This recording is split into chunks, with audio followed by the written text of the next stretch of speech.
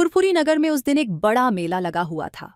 तरह तरह के खेल, स्वादिष्ट खाने पीने के स्टॉल और झूले वहां पर लोगों का ध्यान खींच रहे थे। जैसे ही मोटू और पतलू ने मेले की बात सुनी, वे तुरंत दौड़ पड़े। मेले का माहौल बहुत ही मस्ती भरा था।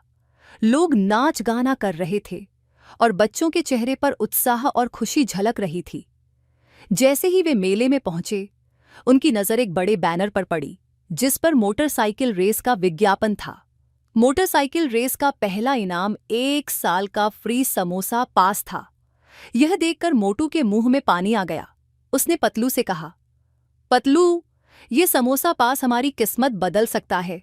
हम इस रेस में जरूर हिस्सा लेंगे। पतलू ने थोड़ा संदेह जताया।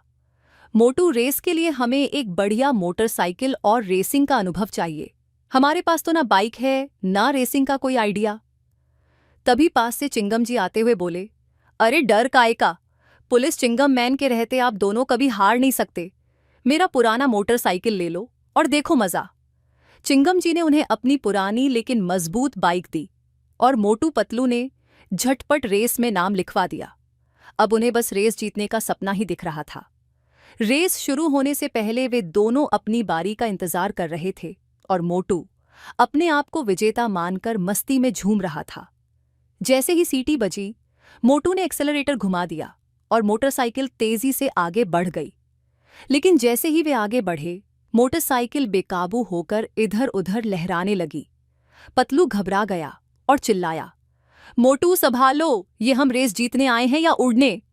लेकिन मोटू को अपने समोसे की धुन सवार थी। उनके सामने पहले ही मोड़ पर एक बड़ा गड्ढा आया, जिसे देखते ही पतलू ने कहा, मोटू ध्यान से, गड्ढा है आगे। पर मोटू ने बिना सोचे समझे गड्ढे के ऊपर से मोटरसाइकिल कूदाने की कोशिश की, जिससे उनकी बाइक हवा में लहराते हुए गड्ढे के पार जा गिरी। आसपास खड़े लोग इस करतब को देखकर हैरान रह गए और हंसने लगे। मोटू पतलू दोनों अपने कूदते फांदते अंदाज में रेस कर रहे थे और उन्हें देखकर दर्शक बेहद खुश हो रहे थे। रेस का अगला हिस्सा बेहद संकरा रास्ता था, जो पेड़ों के बीच से होकर गुजरता था। मोटू ने कहा, समोसे की कसम, हमें इससे भी पार जाना है।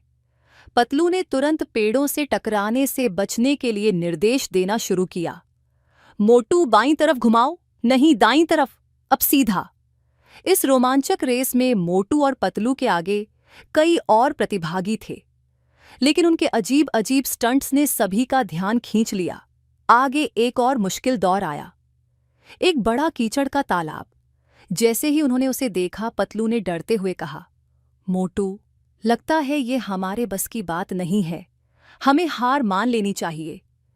लेकिन मोटू ने समोसे के लालच में कहा, तुम चिंता मत करो पतलू, ये तालाब हमसे हार जाएगा। मोटू ने बाइक को और तेज कर दिया और जोर की छलांग मारी। दोनों कीचड़ के तालाब के बीचों बीच पहुंच गए और कीचड़ में धंस गए। लेकिन तभी मोटू ने बाइक को रफ्तार दी, जिससे उनकी बाइक कीचड़ को उड़ाती हुई उस तालाब के पार जा पहुंची। इसके बाद वे एक और कठिन रास्ते से होकर गुजरे, जिसमें कई जगह ऊंचे नीचे पत्थर थे। इस पूरे सफर में मोटू पतलू गिरते पड़ते, फिर उठते और हंसी मजाक करते रहे। इस दौरान कई और प्रतिभागी उनसे आगे बढ़ चुके थे, लेकिन मोटू पतलू ने हिम्मत नहीं छोड़ी। आखिरकार वे रेस के आखिरी मोड़ पर आ गए।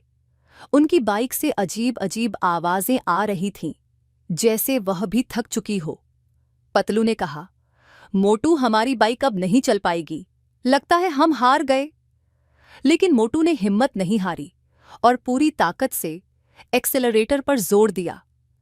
बाइक धीरे धीरे चल रही थी, लेकिन जैसे ही आखिरी सीटी बजी, उनकी बाइक आखिरकार फिनिश लाइन के पास पहुंच ही गई।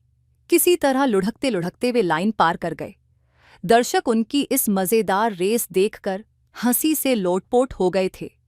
और सबसे चौंकाने वाली बात यह थी कि रेस में तो कई लोग थे, पर सबसे ज्यादा तालियां और वाहवाही मोटू और पतलू को ही मिली। उनके साहस और मजेदार अंदाज ने लोगों का दिल जीत लिया था। आयोजकों ने उन्हें विशेष साहसिक इनाम दिया और समोसा पास भी मिल गया। मोटू ने खुशी से समोसा खाते हुए कहा, पतलू, देखो, हमारे मजेदार तरीके ने हमें जीत दिला ही दी। पतलू ने मुस्कुराते हुए कहा, हाँ मोटू, लेकिन अगली बार जरा धीरे चलाना, उड़ने से रेसिंग नहीं होती। उस दिन के बाद से फुरफुरी नगर में हर कोई मोटू पतलू के इस मजेदार कारनामे की बातें करता और उन्हें फुरफुरी के मोटरसाइकिल हीरो कहता।